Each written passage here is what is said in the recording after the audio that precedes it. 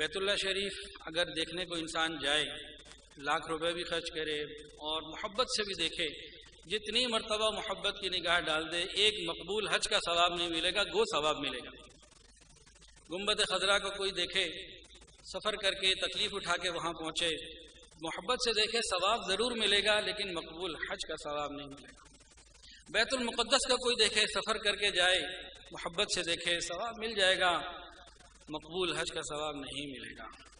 کوئی حج پر چلا جائے، 40 دن وہاں گزارے، لاکھوں روپے لگائے، ہر محنت کر لے، گارنٹی نہیں ہے کہ اس کو حج مقبول ملا ہے کہ نہیں ملا، کوئی گارنٹی نہیں ہے۔